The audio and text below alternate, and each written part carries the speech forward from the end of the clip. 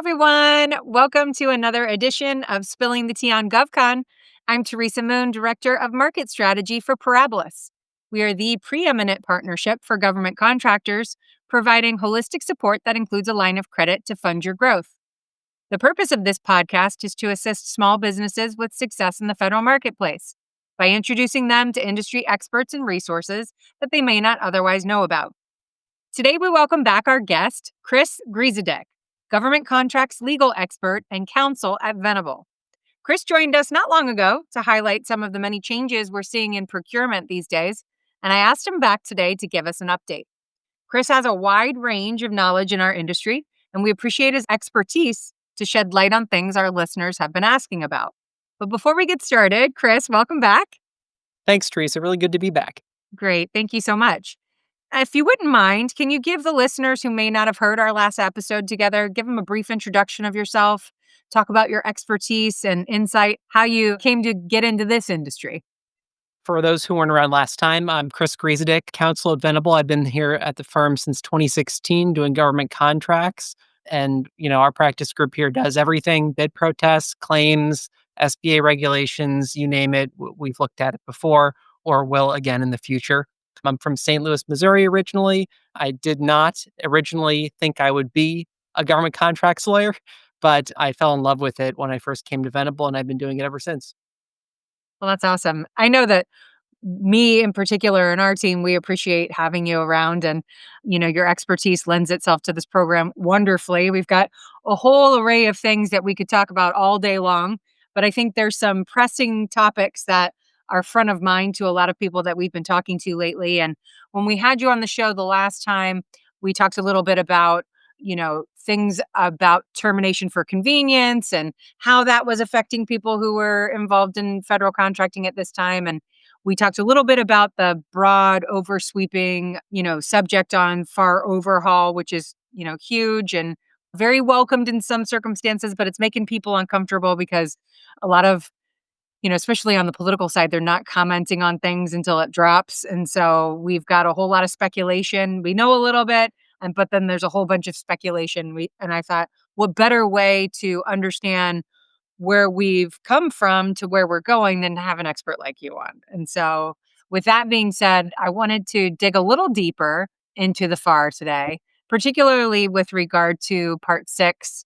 We'll talk a little bit about the rule of two, of course, which is saying a little bit is, obviously a catch-22 because it's a very big subject, very important subject, lots of different angles that you can take on that. So not to, minimize it very much. So we will discuss that a little bit as well. And then implications going forward for all of the socioeconomic certification programs. I know a lot of people are kind of on bated breath waiting for a certain number of things to come to fruition with regard to some of the changes. So without further ado, if you wouldn't mind, we do have a lot of contractors who are new to the environment. So if you could shed some light on FAR Part 6 and what we know from where it has been into now where it is going with some of the changes that we've seen. Sure.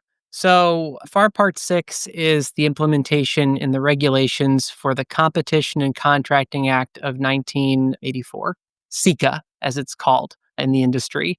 And the basic premise of CICA is that it's better all around, including for the taxpayer and the government, to have full and open competition in most circumstances when the government is buying goods and services. That is the baseline requirement. But there are exceptions that CICA expressly spells out, where the government can sole source. It can go out and not go out to bid for something, but purchase from an individual company without competing the requirement first. And one of those exceptions is where something is authorized or required by statute, which would include the Small Business Act, which will get us into the rule of two and set-asides a little bit later. But there are a whole host of different exceptions. And most of them, they're all spelled out in the statute. And then FAR Part 6 previously provided a little bit more guidance to contracting officers and other people on the procurement team within the government, as well as contractors and professionals like myself in the field about when those exceptions will and will not apply. So, that's been a standard going concern for a long time now. FAR Part 6 is the place to go if you're wondering whether or not the government can or can't sole source a given requirement. But now we are in the era of the revolutionary FAR overhaul, which comes from an executive order from the current administration. And one of the FAR parts that is being overhauled is FAR Part 6. And that just happened recently. Mhm. Should I launch into I some of the would things love we're to seeing? because I mean, I'm involved in several organizations, right? And part of advocacy organizations is having legislative fly-ins where we get the opportunity to go in and speak to people on both sides of the aisle about what they're doing about things. And this in particular, because we went in July, was at front of mind for everyone for a lot of different reasons. But there's, I think the biggest issue that I saw, and you're gonna of course have your own take, and I know you've come prepared with some ideas as well, but it's the implication that certain terms invoke within the actual changes themselves, and I remember sitting and thinking, I heard a lot today about the change from may to shall or shall to may and all of what that would do in terms of the way that contracting officers were going to be, working towards, presenting different opportunities into this environment. And so I am excited about this because I think that you're going to give us some answers that were going over my head when I was sitting in the room and I was doing my darndest to take really good notes. And it's only as so far as you can go, as then read the notes afterwards and pray that they make any sense. And some of them did and some of them didn't. So glad that you're here to clarify some stuff for us. Yeah, happy to be here. And this is all fascinating to me as well. I mean, I can, and you can confirm with my wife, sometimes do talk about this stuff all day if left to my own druthers. But yeah, so we'll jump right in here. So Great. the FAR overhaul started really with the Restoring Common Sense to Federal Procurement Executive Order 14275. And that basically says that the FAR is going to be amended to ensure that it contains only provisions that are required by statute or that are otherwise necessary to support simplicity and usability, strengthen the efficacy of the procurement system, or protect economic or national security interests. Sounds good so far. Right. Who could disagree with that, right? That's But right. obviously, it all comes down to the details, and I think that's what is sort of getting a lot of people's ears kind of pricked up right now. Is what are those details going to look like? And it's appropriate we're discussing them here on the Spilling the Tea podcast because we're reading tea leaves at this point. Honestly, we don't know for sure what's going to happen, but we are getting some signals. So basically, the executive order really means everything in the FAR that's not statutory is subject to potentially being stripped out unless there's a good reason to keep it in, such as this helps simplify things or protect some sort of economic interest or national security. And that second part is really, subjective to a degree and discretionary. And so that's what I think people are really wondering about.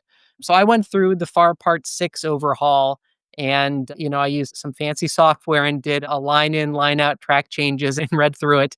And, for the most part, it really does seem like the FAR Council, when they did this, were really just trying to streamline as much as they could.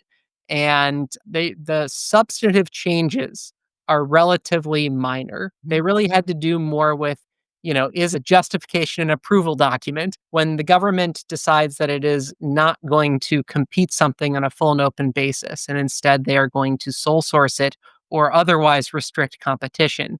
In many instances, they are required to execute what's called a justification and approval or a J&A and then Mhm. post that publicly. So that lets it's a sunlight sort of provision to allow transparency. It also allows people to potentially file a bid protest if they feel like the government's reliance on an exception to the requirement for competition was improper.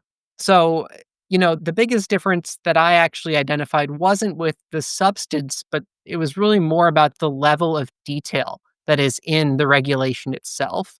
And it seems to me that this is a good example of what's going to happen overall, which is that the FAR overhaul is trying to provide more flexibility to acquisition officials, sort of maximal flexibility, and push discretion in a lot of ways downward and not slow things down and hamper them with a bunch of lengthy regulations advising things that aren't necessarily required to get the job done. And you can agree or disagree with that as a principled matter, but I do think that's the direction that things are going in.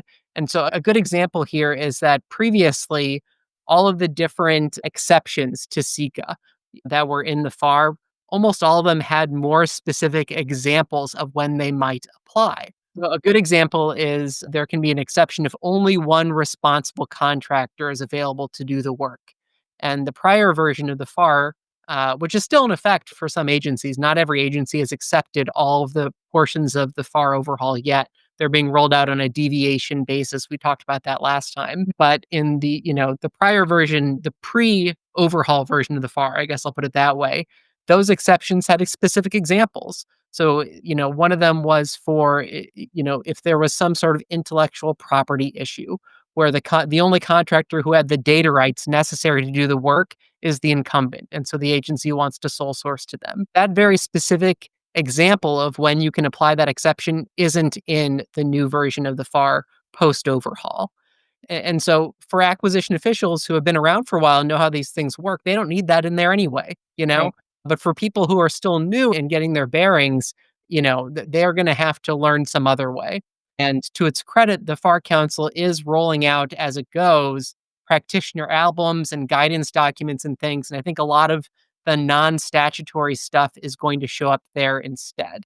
And so I think that's all going to be there, but that's all being rolled out currently. So it's not all there just yet. So, in terms of other things that I noticed in the FAR Part 6 overhaul, really other examples are kind of bringing things closer into alignment with what the statute says. Previously, a part of it said that, full and open competition, shall be promoted and provided for. And now it's going to say that the CO must obtain it, which is actually much closer to the statute, which says shall obtain. So, a lot of the edits that are made are just sort of things like that. And a lot of it is really for clarity, where you had sort of repetition in there that was consolidated in ways that I think will actually make it clearer. So I would say all those things are sort of in the anodyne to potentially good category. But as you alluded to earlier, there are things that have gotten people a little bit nervous as well. So I want to acknowledge and talk through those too. One of them is that previously there were specific call outs for different socioeconomic categories for which the government might set aside a procurement. And now those don't appear in there by name anymore. I think Right. this made a lot of people who are eligible for those particular kinds of set asides nervous. And so I do want to jump ahead very quickly just to the rule of two and set asides, just to explain this one a little bit. Yes, please. So there are actually three different rules of two, which is appropriately complicated for the GovCon world. So let me break Right. it down a little bit. The basic idea of the rule of two is that if there are two small businesses competing independently, whom the contracting officer has a reasonable basis to believe can do the work at a fair price, the procurement should be set aside for small businesses. And then beyond that, there are also other set aside authorities for particular socioeconomic categories. This would include veteran owned small businesses, service disabled veteran owned small businesses, women owned small businesses, and then certain economically or socially disadvantaged categories, usually associated with the quote unquote 8A program. And when I say that there are three different rules of two, there are two of them that are express in the statute and then one that is not. And that is another big part of what is making people nervous right now. Hmm.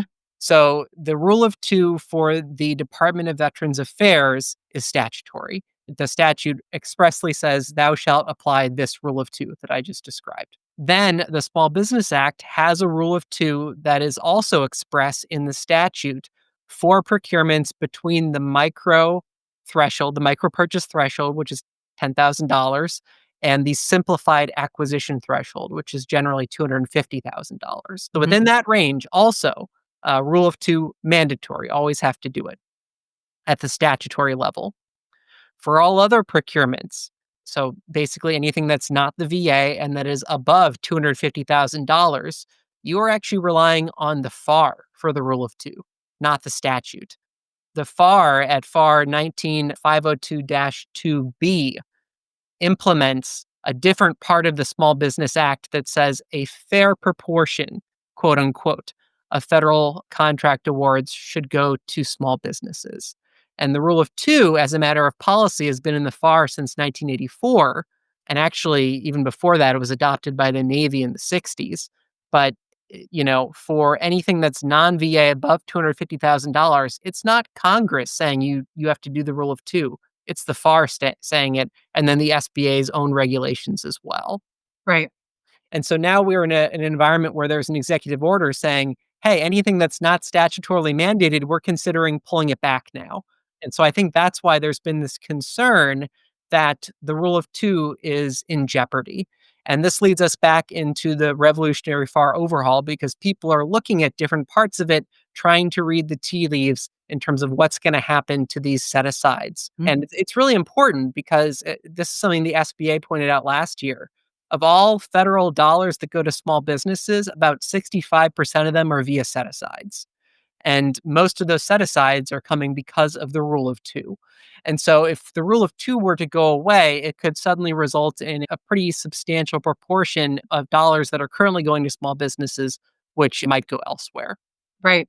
So, with some of the organizations that we support at Parabolas, we are involved to uplift some of their advocacy initiatives. And from what we've seen, there's always an issue with the SBA meeting the mark on goals with specifics to different socioeconomic certifications. So, we're not seeing them meet the mark or even get close to it with regard to SDVOSBs, Hub Zone, WASB. They're off by quite a significant amount. And I think that's even with rule of two in place. And so I think that's what's causing people the most concern is that, from a statutory perspective, they're still not meeting the goals. And then if things are going to be removed that aren't statutory, where is that going to, I mean, where's the happy medium there? Just for my own edification, I think that would help me understand the fact of why people are so, cautious to get too invested in this still being a part of how we do business. I mean, they've really relied on it. Are we seeing the end of the certifications having a role in all of this? I mean, there's always going to be the small business set asides, which are, not going to go away, obviously. But how do you see the certification portion of it weighing in on this? Yeah, I can point to the things that people are already looking at and that are causing them some concern, and that I can give my thoughts a little bit on each of them. So, as I mentioned before, some of the specific call outs for the various socioeconomic categories that were in FAR Part 6 previous pre overhaul are not there. There is Mhm. still a reference to FAR Part 19, which Okay. includes all of them. And so I don't see that as a substantive change on that front yet. Not saying that there couldn't be, but we haven't had FAR Part 19 overhauled yet. Right. And, there are other things that I think are, that you could cite if you want to have a more optimistic view of what's going on here. For example, not only is there still a reference to FAR Part 19 in the post overhauled version of FAR Part 6, but in another part, it uses the term socioeconomic small business concerns rather than just small business. Another thing that I know some people were concerned about was the FAR Part 10 overhaul. Mm. And actually, that was called out by some people in Congress. There are actually two bills that have been put forward this term in Congress, one by the House, that was Representative Velasquez's bill, and then one in the Senate now from Senator Markey. And those would both codify the rule of two into law for task orders. And we'll get to that whole issue in a Yeah. minute because that's an important piece of the puzzle here, too. Right. But if you look at the announcement for that House bill from back in April, one of the things that they said was that in the FAR Part 10 revision, every mention of small business requirements was marked for deletion. And that's true, but if you drill under the hood a little bit, the FAR Council actually said in a note, one example of that is consolidation and bundling, right? Because and this under the Small Business Act regime, agencies aren't supposed to bundle or consolidate requirements in such a way that small businesses can't compete for them Mhm. unless there's, a need to do so. And the FAR Council said we moved that's already in FAR Part 7. So that's why it's not being mentioned here. And they also put in another note that non-statutory requirements are going to be put into a separate guide rather than in the regulatory text itself. So it could just be that those deletions are not really good signals of what's actually going to happen moving forward. We just don't know. And the other point of optimism for people who are really concerned about this that I'll give is actually FAR Part 26 just got its own overhaul the other day, which is not one that people necessarily think about all that much. But within it, there's a section on historically Black colleges and universities and minority institutions. Mhm. And that part is still in there. And that's because the executive order that it's based on has not been rescinded. even though it might not necessarily be, statutory. So we're not at the point yet where these things have disappeared. But the for those who are worried about these things disappearing because they rely on them for their business, Right. I understand why they would look at the current environment that way. Think of the Fearless Fund case from the 11th Circuit a few years ago. That had to do with whether or not a particular program that was being operated by a company was discriminatory. And the 11th Circuit held that it likely was. And another example is there was litigation a few years ago now about the 8A program for Right. us, and that was out of Tennessee. And there was an injunction issued, and the SBA actually had to overhaul how it did the 8A program and require a little bit more teeth in terms of people establishing that they are disadvantaged. And, there have been an increasing drumbeat of lawsuits from organizations now that are citing the Civil Rights Act of 1866, perhaps better known as Section 1981.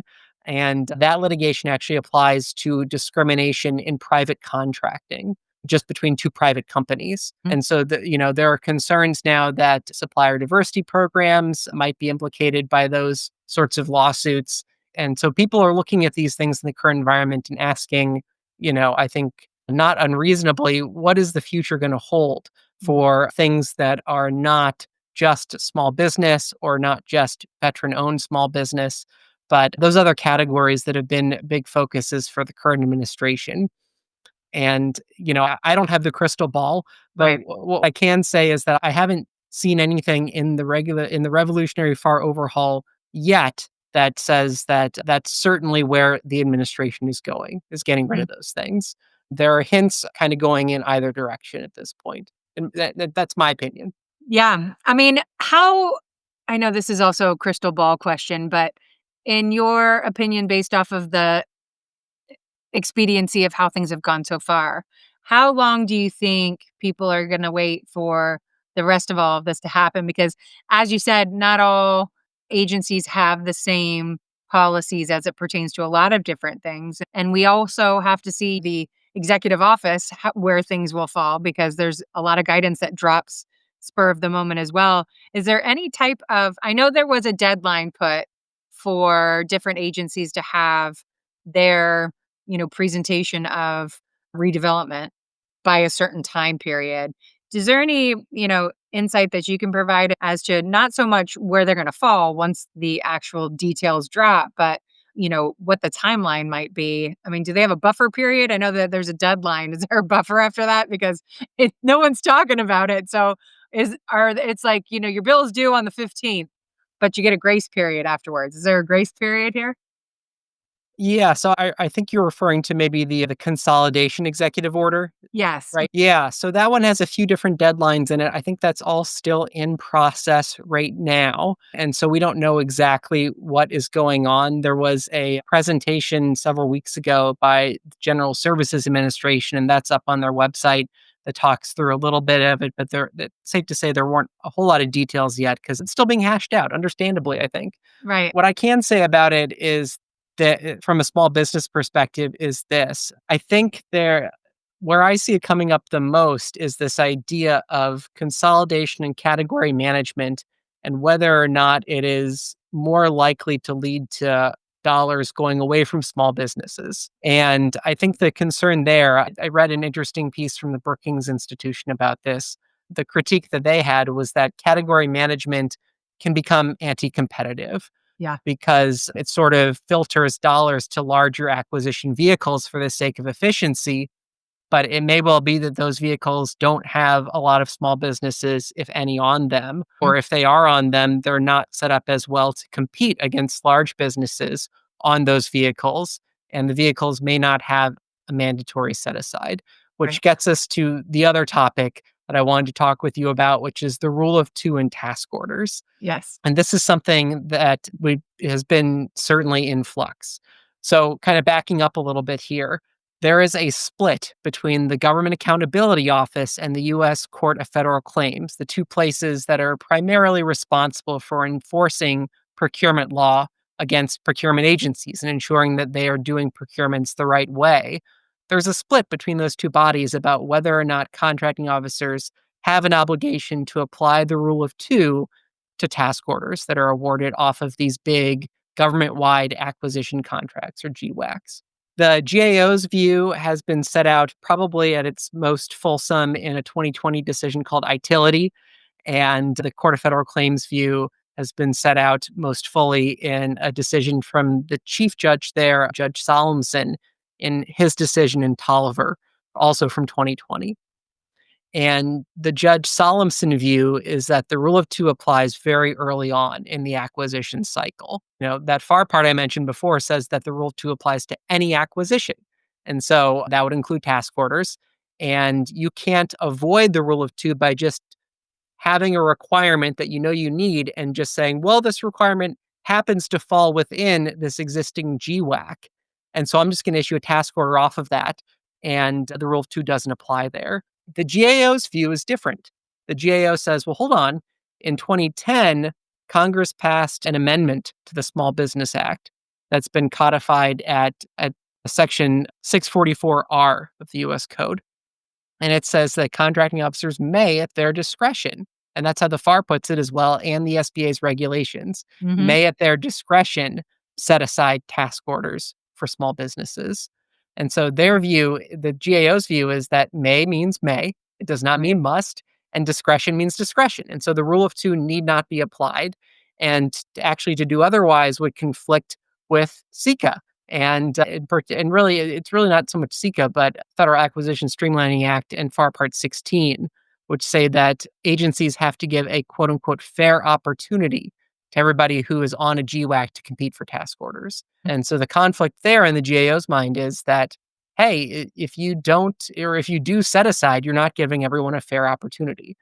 And, I won't bore everyone with all of the details. Judge Solemson has an answer for that too. He's not the chief judge over there for no reason. He wrote the treatise on the Court of Federal Claims that's been cited by the Supreme Court. Oh, wow. People pay attention to his decisions closely, and I'm one of them. But nevertheless, the GAO expressly disagreed with Judge Solemson about this point. And so you have this split. And the SBA and the FAR Council last year looked at this, last year/early this year, and said, we agree with the GAO, and we're going to codify that in regulation and say that the rule of two applies at the task order level. SBA's rule comes out in October, and the FAR Council's proposed rule comes out in January 15th. 5 days later, something happens, a new administration comes in, and then in June of this year, the FAR Council withdraws that rule. Okay. And the FAR Council has, no longer seems to support the idea that contracting officers have to set aside procurements for small businesses at the task order level if the rule of two is met. So we're in a position now where the SBA's rule that is consistent with Judge Solemson might go final. It might not. We don't know. It's still hanging Right. out there. The FAR Council is not going to have a rule on it. And the GAO's position remains the GAO's position. Right. And so this creates even more uncertainty in the context of the FAR overhaul in terms of, well, what's going to happen here? Because we're going to see more of these dollars being consolidated through this category management process. And if small businesses are not going to get set aside necessarily at the task order level, is that policy towards consolidation going to leave them out? Right. Now, it should be said that the current administration's position is that they want to see dollars going to small businesses, but I think they want to do it through removing regulatory barriers to those small businesses competing and being able to provide requirements on a competitive basis. And, I think that they've done a lot of things trying to do that already. The OMB issued, a filing on the Federal Register a month or so ago asking pretty much anyone in the country about any regulation that they wanted to be removed because they felt like it was too restrictive. But they are serious about trying to remove restrictions that might be hindering small businesses or really anyone else unnecessarily. But nevertheless, this is an issue that is not fully resolved. And, if we are in a position where we have the SBA have the rule go final and it's, in conflict, arguably, with the FAR and the fair opportunity requirements, that'll be another item for litigation where we are also in new waters because for the administrative law nerds out there, we don't have Chevron deference anymore after the Supreme Court had decided that a couple of years ago now, or maybe a little bit more than a year ago in the Loper Bright case. And so it's not clear who would get deference, the SBA versus the FAR Council for some of these things. Right. So, Well, it remains to be seen, which on one side still, leaves some uneasiness for people who are invested in the industry. But on the other side of it, it gives us a reason to have you back on the show because you are one of the best resources we have with regard to all of these issues that are coming down. And I'm hopeful that, from what we've been hearing, that small business interest will be held up.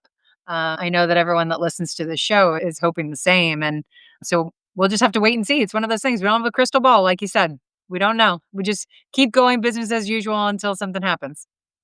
Yeah, and I think it's important to highlight that small businesses, people don't say that small businesses are the backbone of the American economy for no reason. I mean, there Right. are a lot of reasons to believe that, and small businesses have a lot of support, both within the administration, within Congress. We saw those two bills that I mentioned earlier Mhm. supporting the rule of two at the task order level.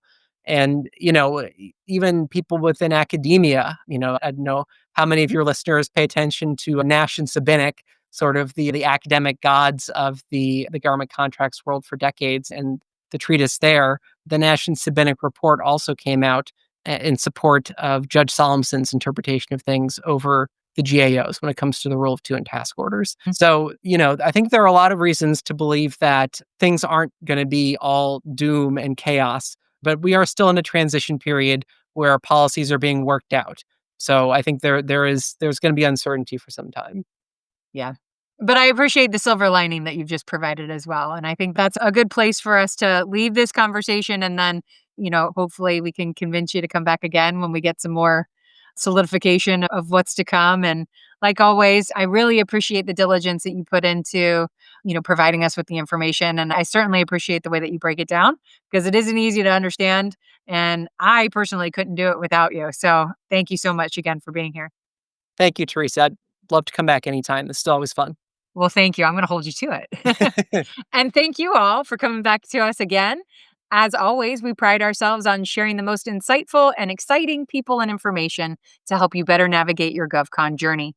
If you like what you heard today, you can see and hear all of our past podcasts on our Parabolas YouTube channel.